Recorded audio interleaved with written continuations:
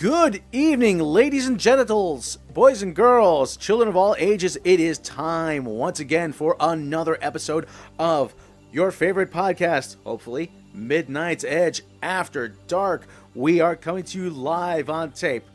Okay, Tom, do we need to change that? Because we're not using tape.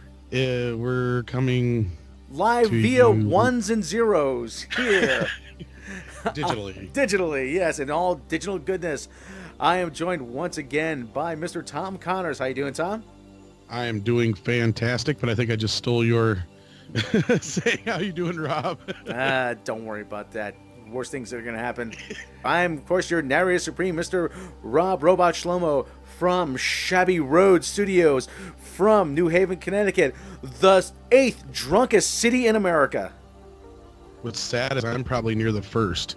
I think actually Madison is actually the drunkest city in America. Oh shit. But anyway, what a great start. Oh shit. It's Monday, so we might as well just do it. All right. Let's do it. All right, let's just jump right in. What do we got? Box office news, or box office. It obviously is It once again with 60 million right on top. We're going to cruise right through these since we talked quite a bit about It last few times out. American Assassin came in at number 2. It was opened up this weekend with 14.8. That's respectable, especially up against a movie like It. Mother, though, on the other hand, another failure for Paramount. $7.5 million on this. The take on the box office wasn't the issue so much as it's just getting panned across the board. Yeah, I have not seen good reviews of Mother. There's like tons of people that have seen it that said it's just horrible. It's like already getting called the worst movie of the year. Yeah. Year's not over yet. Right. Home Again come in at number 4. Number 5 was Hitman's Bodyguard, which has now crossed over $70 million. That's not too bad for a action comedy such as that. I liked it. It kind of harkened back to like the Lethal Weapon kind of films of the 80s. If you haven't seen it yet, it's pretty funny actually. Annabelle Creation come in at number 6, which is kind of doing really well, just under 100 million. It might have even crossed that. These are the early estimates, of course, by the time we record these and get them up. Wind River came in at number 7. 8 was Leap. Number 9, Spider-Man Homecoming. And, of course, Dunkirk came in at number 10, and that's doing very well. That should probably finish out somewhere around 200 million, I think, by the time it's done. But I think they'll probably have another push for that come Oscar time. And speaking of Oscars, we'll talk a little bit more about those later, and Emmys and everything else. So yeah, anything stick out to you in the box office, Rob? Nothing really new this week other than Mother. Finally, the Emoji Movie is out of the top 10. Yay! Yes, it dropped to number 12. Finally. Don't get me wrong. We kind of recognize what the Emoji Movie is. It's a blatant cash grab. It's a film as product creation. But there's no reason that it should have hung around the top 10 as long as it did. Yeah, it's almost embarrassing for America. I mean, it hasn't quite made it. Probably won't top 100 million when it's all said and done. It might, but I doubt it as far as stateside. But it's sitting at just over 80 million now. So yeah. Hopefully this is about it. Well, yeah. Well, the only other thing is War for the Planet of the Apes is actually doing very well in China. So yes, it is actually. Yeah, which is helping a lot considering it didn't do as well here in the U.S. It's doing just gangbusters overseas, I guess. Yeah. I still haven't seen it. I do love a good monkey movie because I don't know what it is. I just monkeys just scream to me inadvertent comedy, really. Have you seen the original? I'm assuming you've seen the original Planet. Charlton Heston. Oh yeah. Which is actually I love the original Charlton Heston. So I mean, I've seen the first one, but like I said, I saw it on an airplane, so it's really not the best environment to see it. Right. The second one I didn't see. I saw a bit of it on television, but I said, I really don't want to watch this on basic cable.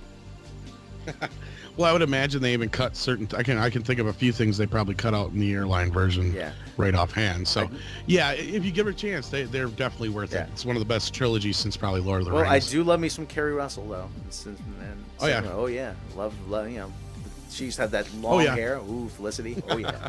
Hey now. And it's great cast throughout. Woody Harrelson really kills it in the third one. So.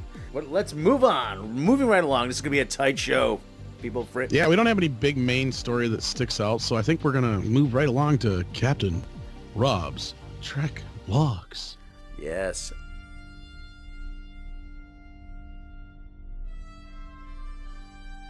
Space, the final frontier. These are Captain Robb's logs.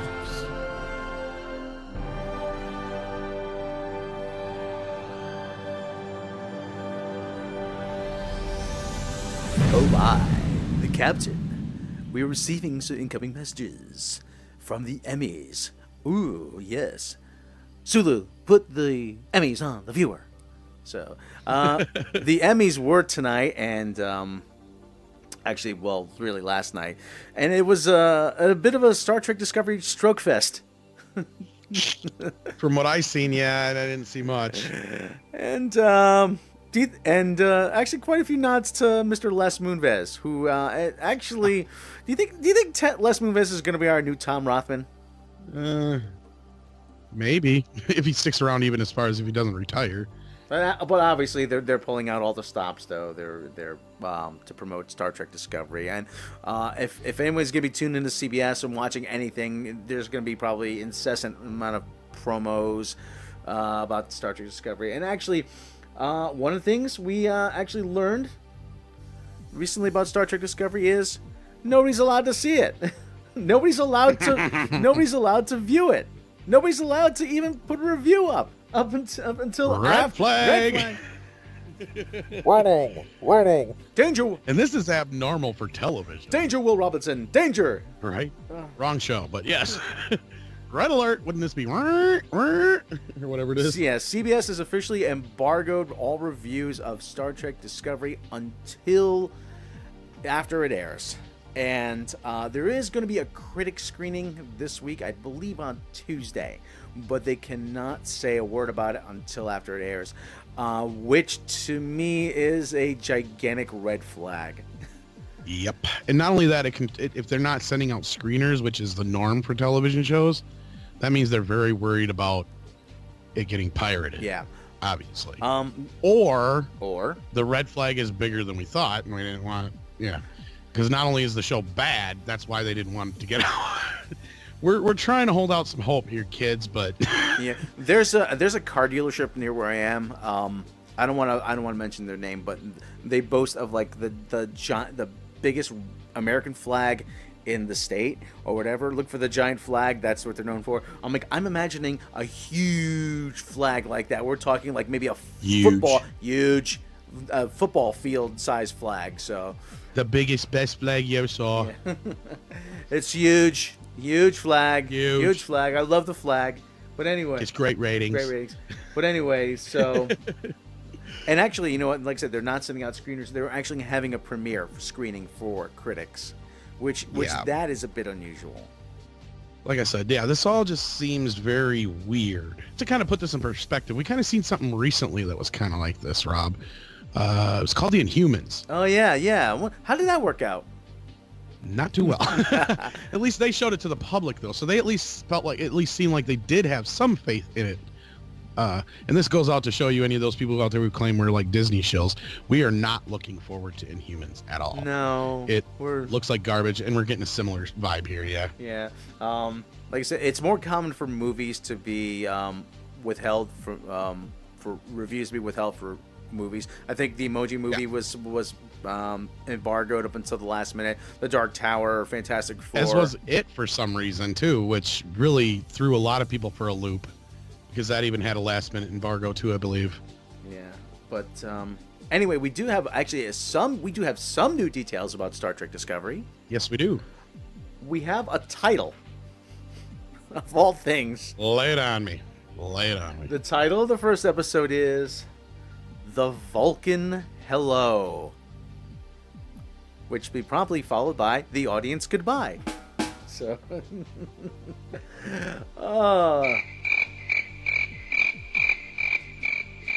yeah, The Vulcan Hello. Yeah. You're already trying to piss off your face. Oh man. Actually, Space, the channel Space in Canada, they actually got a scheduling notice on there, and we have the title of the second episode. Oh balls! Is that any better? It's a little bit more Star Trek. It's called the second episode is apparently, according to them, going to be called Battle at the Binary Stars. Okay, we go from very cheesy to very boring. Yeah. All right, very straightforward and yeah. And TV Guide actually has a description of the series. Now check this out. Now sit back, okay? It's a whole one sentence. Oh, geez. TV Guide's description of the series. In the series premiere, new worlds and civilizations are explored by new members of the, quote, Star Trek universe. Can you feel the awesomeness? Yeah. Who is right? Do they have, like, interns doing this? I mean... What is... Oh, my God. So, let's move on. I don't want to spend too much time. I'm going to have an aneurysm. I'm going to have an aneurysm thinking about it. Yeah, fucking dumb. Oh, God. It's so fucking... You just described every fucking Star Trek series there is. That's the descriptor for every single series. From the original... Even the pilot, the original's 1966 pilot, The Cage, you could use that for. I'm like, that is just such a generic description. It's unbelievable. Okay, well, anyway. Next item on the Star Trek log. Actually, this is a little bit more interesting. Jonathan Frakes, who used to play Commander Will Riker. Well, he let a plot point slip recently. Jonathan Frakes, TNG's William Riker and director for an unnamed Star Trek Discovery episode, has revealed that the new show will be doing a Mirror Universe episode. And the write-up keeps going on. It says, this keeps in tradition with a major recurring theme in the Star Trek universe. Speaking at the Creation Entertainment's continuing voyage tour in Chicago with his other TNG castmates on stage, Frakes not only opined that he thinks the show's pilot is amazing, but that the show will do a Mirror Universe episode. This comes from tweets issued by the Star Trek-themed band 5 Year Mission, who was in attendance. No other information on the episode was reported. So apparently, Jonathan Frakes let a little something slip. Good for them. I don't know. It's not surprising. It's surprising they're doing one so early, but whatever. See, I think this whole fucking series is in a mirror episode. Actually, that's a lot of people have actually kind of speculated about that it takes place in it's sort of an alternate universe. And well, it already kind of does if it's a reboot. Yeah. But well, which you can hear all about on our latest episode of Midnight's Edge. Yes, exactly. I'm sorry, we're just at a loss for words. It seems like everything that could go wrong, every mistake that they could be making, they're making with this. Well, and we want to be positive. We want to like this, but well, at least if not neutral, and it's very difficult to be that. Yeah. You know, we want to sit there and go, we don't want to judge it before we've seen it. The show could be fucking amazing. I mean, we could get into it, and just because we don't like the aesthetics so much, the storytelling and the acting and all that stuff could just gel just right, and we could be like, all right, okay, I see what they're doing. But yeah. From all the last 3 stories we just had. Speaking of, though, I'll tell you what. One show, though, that does make me feel like I'm watching Star Trek again. Rob, I know you know what I'm talking about. Oh, yes, I do.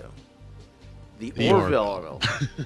The second episode actually was on earlier tonight or yesterday. If you're listening to us last night, the episode titled "Command Performance" has Alana taking command of the Orville in Captain Ed Mercer, played by Seth MacFarlane's absence.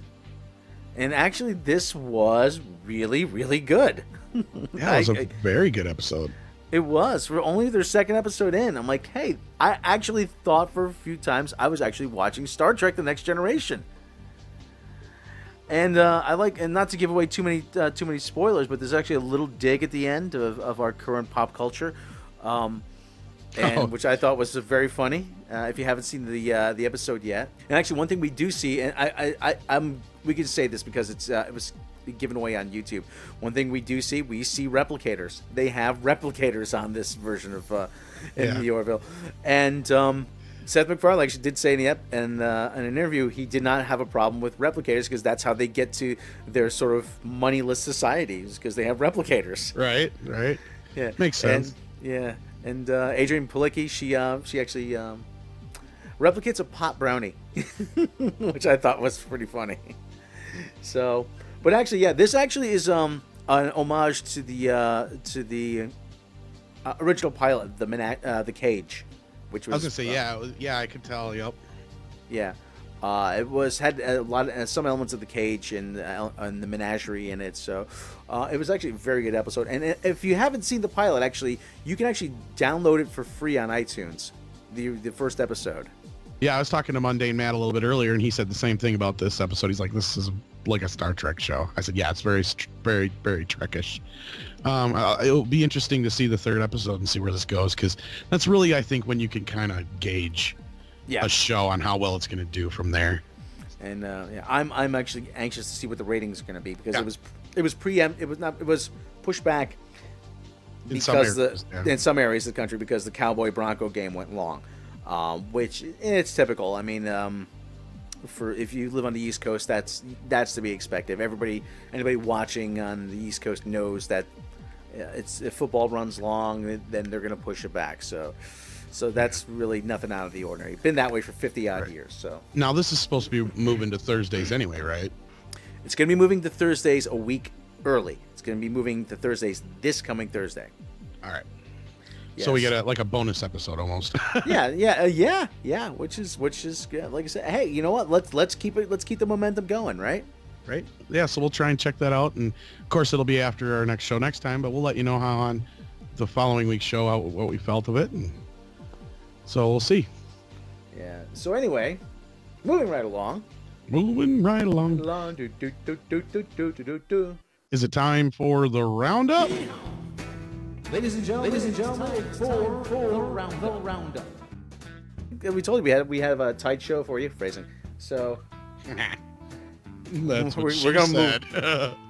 We're gonna move right along to the roundup. Yes, I made a "that's what she said" joke. Sue me. We get made fun of for a lot of our jokes already, so we might as well just go on. We are, after all, the 7th and first drunkest city in America. So anyway, number 1. So first item in the roundup. It's getting to be Oscar season. Yes, it is. And the first Oscar screener has been sent out, and which is Dunkirk no, not Dunkirk. It's Choo Choo and the Philly Flash. No, just kidding. That was the second choice. It's actually Logan. Interesting. Fox has sent Logan screeners out to critics and to the Academy members to try and garner some Oscar buzz. You think it's funny that this come out and that they sent this out just before Wonder Woman come out on video? I think they wanted to try to beat them to it. Yeah, I definitely think. Interesting. Yes. Yes, but yeah, if there was a comic book movie that's come along in a long time, even though it's not my favorite comic book movie of the year, Guardians of the Galaxy is, but Logan was up there, and as far as Oscar caliber and deserving some nods, that's it. Well, think about it. It's got a Brit, it's got an Australia, and I mean it's perfect Oscar buzz. It doesn't main cast is not American, so I mean that's that's bad. But no, it seems like that's how you guarantee yourself an Oscar nomination if you have a British actor playing an American. Well, yeah, but I mean, if anything, at least Patrick Stewart should get a Best Supporting Actor nomination, and so shouldn't Daphne Keane. She should get a Best Supporting Actress nomination too. So, I mean, Hugh Jackman, he probably deserves a nod. I mean, I'm not saying that he doesn't, but it's one of those things that if anything, this movie does deserve that much for those two performances out of the film. But yeah. So anyway, Logan, first Oscar screener's been sent out for Logan. So it's a good sign. Yeah, it's a good sign. And speaking of signs, Sign, everybody sign. Stop. And that's ironic. Anyway, Tom, would you like to be in an Avengers movie? Well, who wouldn't? I know, I certainly Do I would. get to be Iron Man, though? No, you'll be the guy that gets thrown out of window number 2. So, I'll take it. But anyways, there is a casting call for extras in an Avengers movie. According to Heroic Hollywood, Avengers Infinity War is throwing it back to the 1960s with a casting call. Thanks to Central Casting Georgia, there's a little more insight into Mary Lou, the working title for Avengers Infinity War, and the scope of the already cosmic-based film. A recent casting call for actresses to play secretaries and engineers from the 1960s leaves room for plenty of speculation, despite it being for very small scenes. And the casting call description, they are looking for secretaries, looking for women who appear to be Caucasian, ages 20s to 50s, to portray 1960s secretaries and clerks. Hair must be period appropriate, no longer than shoulder length, no dye, no modern colors or cuts. Must be dress size 0 to 8. Sure, why do I have to be a 9? So, ladies, if you want to be in an Avengers movie, or if you want to try to get a part on screen, there you go. If you're in the Atlanta area, or even now, or close by, now's your chance. It's gonna be your big breakthrough. I think basically what they're going to do is they're going to have some kind of flashback, I'm sure, dealing with either Stark's father or Howard Stark or Hank Pym. Yep, I was just going to say Hank Pym or something like that in the 60s, I'd imagine. Maybe Peggy Carter. Could show have an appearance, yep. Everybody else is in the fucking movie. Might as well be. Might as throwing the kitchen sink at him. Yeah, literally. So, here we go. Next story. Tom, I know you're a big horror fan. Yes, indeed. Jamie Lee Curtis is returning to play iconic Laurie Strode in the Halloween franchise. Universal Pictures is set to reboot the Halloween series on October 19th, 2018, as a release date of what it's calling the final film in the Halloween series. So it's not really a reboot, it's one more film. Yeah, what they're doing is they're doing an H4O, basically. For those like Rob, who's not a big fan. They did, 6 or 7, actually, 7, I think, no, 6. They did 6 Halloween movies, and not counting part 3, kind of, because that has nothing to do with the other ones. But then they decided to reboot, I guess, and that was kind of one of the first times they did something like this back in the day. And I've actually brought this up before, too. They turned around and they brought Jamie Lee Curtis back to reprise the role from the first 2 films, and it basically retconned the last few movies. So they're doing the same thing again, but not only is this retconning those other movies, this is also retconning H2O and all that kind of stuff. So here we go again. So we're getting a new part 3 with a new definitive ending. So it'll be interesting to see Laurie Strode waddling down the street, running away from Michael Myers in his wheelchair, because they're pushing. Yes, Michael Myers is like in his 60s or 70s. Oh, for God's sake. That's what I'm saying. It's like, this is I like this idea, but at the same time I'm just kind of but all right. There's a lot of people out there though that are looking forward to this. They've been wanting to see this for a while, and now we're getting more information, and it actually looks like it's happening. So it'll be good to see it finally get a good definitive ending. So all right. Jamie Lee Curtis, though, she put a picture on Twitter. Same porch, same clothes, same issues. 40 years later, headed back to Haddonfield one last time for Halloween. Release date 10/19/18. So. Yep. Well, and I did like H2O. Don't get me wrong, I actually did. So. Yeah. I don't know. Maybe this will be. It's just weird how we get to these points where they just keep pulling this shit, and we just like, okay. So I know we have quite a few anime fans in the group. Yes, we do. Yes, we do. And we have quite a few Blade Runner fans in the group. And those two worlds are about to collide. Kotaku.com is reporting Blade Runner is getting a short anime film from the director of Cowboy Bebop. Shinichiro Watanabe of Cowboy Bebop and Samurai Champloo fame. I love those names. I really do. Is directing a short Blade Runner. Yeah, he's directing a short Blade Runner anime. Sony Pictures Japan has uploaded a sneak peek of the short. The short anime is called Blade Runner Blackout 2022. It takes place a few years after the first movie, and according to NetLab, it's set during a power outage. Interesting. He says, the work that has influenced me most in my anime profession would be, of course, Blade Runner, Watanabe says in the teaser clip, which shows the test animation, concept art, and a few seconds of animation. He adds, in making this short, he's keeping two things in mind: paying maximum respect to the original Blade Runner and trying not to create an imitation.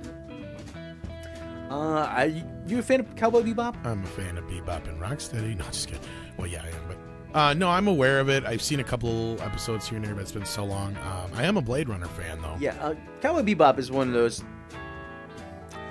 It is, and don't take me wrong, it is probably the most Western influenced piece of animation I've ever seen. There's so many Western references. The soundtrack is largely jazz. It's definitely unique. It's like So I mean, like I said, it's actually one of the easier kind of anime series to wrap your head around. And there's a central theme to everything, you know. But it's actually very well done. It's currently airing on Adult Swim, Toonami. It's on demand. You can watch it there. Very good. I highly recommend it. I have the DVD box set too. So yeah, basically the new Blade Runner show is in good hands. Then, in other words, very good hands. Very good hands. All right. Okay. Actually, this is from Netflix. Netflix news, according to Variety. Clive Owen. Netflix has bought the rights to Clive Owen's thriller Anon. Netflix has acquired the U.S. and some international rights to the thriller Anon, starring Clive Owen, Amanda Seyfried, Calm Fiore, Sonia Walger, following a pre-festival screening in Toronto. Andrew Niccol. Let's call him. We'll call him Nickel. Yeah, call him Nickel. By the way, he's not here. He's not going to tell us anything. Watch, we're going to get an angry email. It's Nickel, you assholes. I was going to say, we got to keep with our streak. God forbid you get it right. Exactly.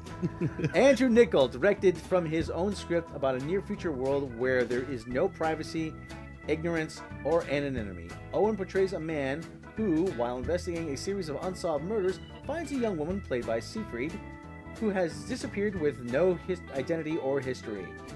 Niccol has also produced the film with Oliver Simon and Daniel Bauer at K5 Media Group financed. Okay? And this was first reported by Deadline Hollywood. Goes on. Niccol also directed Gattaca and The Host. He wrote and produced The Truman Show. Good movie. Good movie. So, something new from them. And finally, we have some sad news to close out the roundup. Actor Harry Dean Stanton has left us at the age of 91. Great character actor. Great character actor. And for you younger kids who may not be familiar with it, he was actually the security guard who finds Bruce Banner in Avengers. He had that little cameo. That was kind of fun. Yeah. He actually made an appearance on one time on Two and a Half Men. It's part of Charlie's support group. He's done just about everything. He's done. I mean, very extensive credits. I mean, nice long full life for Harry Dean Stanton. Always sad when someone leaves us, but somebody you definitely have seen before, for sure. Yes. I mean, of all the people that we've talked about recently that's passed away, this is somebody that you've definitely seen in at least a dozen things. He's a great character actor, fit in everywhere, sorry. But yeah, it's real sad when we lose somebody like this, but this is somebody who's real prominent in movies, and he was like an actor's actor. Do you know what I mean? That term? Oh yeah. And like I said, we'll always have his work. So, and that's pretty much what's happening. Yeah. Well, we've gotten a few questions, but I'm kind of holding off on questions. And Rob, you might want to tell us why we're holding off on questions. We did talk a little bit about this in the recent podcast over on Midnight's Edge, but go ahead and tell everybody else. Well, you just asked me a question, though. I did. Damn it. So okay. We screwed up already. Yeah. So, okay. Reason why we're holding off on questions is because Midnight's Edge, the main channel, is closing in on a milestone. We are closing in on our 50,000th subscriber. And in celebration of that milestone, we are going to have a special Ask Us Anything video that we're going to be doing. And we encourage you to submit your questions on the Facebook group, in the comments, do we have a Twitter? We have a Twitter, don't we? Yes, we do. There's a pin post on the Facebook group. And if you go to the latest ME video over there where Rob and Andre and I talked a little bit about Star Trek, you can go ahead and post your question down there as well. But yes, we also have a Twitter at Midnight's Edge, I think it is. So yeah, Midnight's Edge. Actually, you can also tweet me a question at Robot Shlomo on Twitter if you'd like. At Robot Shlomo on Gmail, please put Midnight's Edge in the subject line, so we know where it's from. Yeah, and we also have Midnight's Edge After Dark at gmail.com, and yeah, just put in AMA question ahead of time, and then just ask your question, so we know it's an AMA question. Yeah, we just have to ask you to please try to keep the questions relatively straightforward. Right, because we're going to try and answer as many as we can. As much as we like to, we really can't answer dirty questions. we really can't. We're looking forward to answering your questions. That'll be coming up as very soon, in the very near future. As soon as we cross the 58,000 subscriber mark, we will be answering your questions. So please send those right to us. And the rest of the answers are 42. And that's because that's what the ultimate answer to the universe is for all you Hitchhiker's Guide fans out there. 36, 24, 36. So that too. Only is she 5'3". Okay, well anyway, so that's our show for this week. We have a relatively short show. That's what she said. And she said a lot, yeah. Tonight she's talking a lot, whoever she is. So anyway, once again, we'd like to thank you. We'd like to thank you people for listening, because without you, we can't do this. And we also like to thank you for subscribing. And if you enjoy the show, to please consider supporting the show through Patreon. By supporting the show through Patreon, you get all kinds of benefits. You get early access to mini documentaries. You get exclusive audio clips. You get the Behind the Edge making of series. You get the exclusive tell-all biography about Tom Connors. He was, former pit fighter in Thailand, and we actually recruited him. Well, fucking spoilers, man. Tom was on the run from the Yakuza, and we had to recruit him. He's currently witness protection. He's going back into witness protection now. Cut one dude's fucking head off. But by supporting the show through Patreon, you can help us make the show better by helping us purchase equipment and microphones and editing software. And so the money does not go into our pockets. It goes right back into the show. Mr. Tom Connors, thank you very much. Always a pleasure. Always a pleasure, especially with Rob, who's a very, very gifted stand-up comedian and not just a narrator. Yes, I am.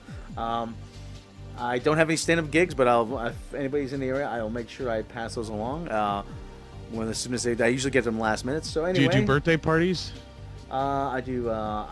Generally, as a rule, no, because those kids. Let me tell you, bachelorette parties, though. I bet. Yeah, those kids just beat the hell out of me with those piñata sticks. So anyway, I'm your narrator supreme, Mr. Rob Robot Shlomo. And we will catch you next time.